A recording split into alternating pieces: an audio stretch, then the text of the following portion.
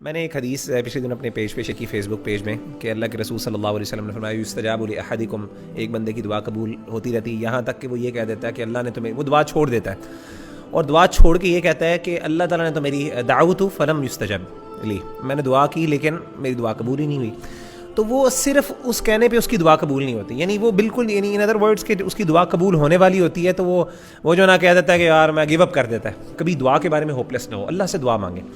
علی بھائی آپ یقین کریں مجھے اتنے پرسنل میسیجز آنا شروع ہو گئے، اور کامن میسیجز کیا تھے وہی ریلیشن شپس کے، کہ ایک سسٹر نے یہ سوال کیا کہ یعنی اس کی تو یعنی شادی بھی ہو گئی ہے، اب آپ کی حدیث جو ہے یعنی کیا مجھے ابھی بھی اس کے بارے میں دعا کرتے رہنی چاہیے کہ نہیں کرنی چاہیے؟ کیونکہ آپ تو کہہ رہے ہیں کہ آپ کو مطلب اللہ کی شان اور اللہ کی اس میں کیا کمی ہے؟ اللہ تعالیٰ تو تقدیر بدل سکتے ہیں، یعنی وہ اللہ کے یعنی ان سرکمسٹانسز تو کچھ بھی نہیں ہے نا اللہ کے پاس.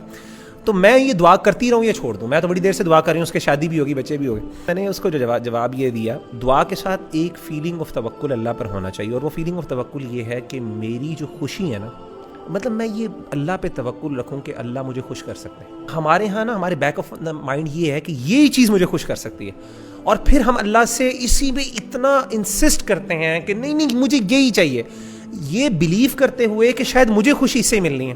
دعائے استخارہ میں کیا سکھایا ہمیں؟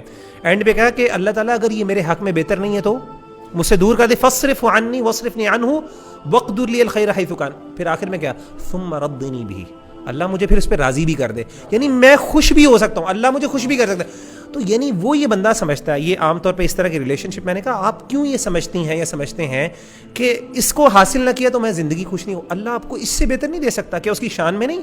یعنی اس کی شان میں کمی ہے کیا؟ آپ یعنی اپنے بندوں کے لیے کیا اس کے پاس عورتوں کی کمی ہے، یا اپنی بندیوں کے لیے اس کے پاس نیک مردوں کی کمی ہے؟ سبحان اللہ، اللہ آپ کو اس سے بہت بہتر. تو یہ فیلنگ جو ہے نا کہ میں فکسیٹڈ ہوں، اسی لیے امام نے قیم نے تو اس کو شرک کہا ہے نا، کہ اتنی فکسیشن ہے نا کہ میں سمجھ لوں کہ میں تو اس سے آگے جا ہی نہیں سکتا. یہ شرک فی المحبہ ہے.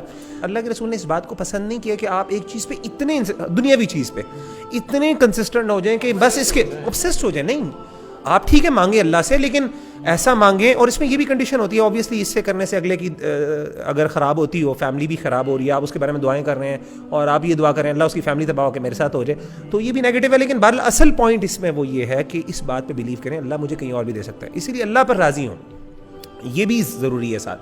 تو اللہ سے مانگنے کا مقصد صرف مطلب یہی ہے کہ اللہ سے مانگیں اور اللہ سے کہیں. اسی لیے اچھی دعا اللہ کے رسول نے یہ سکھائی ہے، اللہ تعالیٰ جو میرے لیے بہتر ہے وہ کرے، یہ نہیں کہ مجھے یہی دے.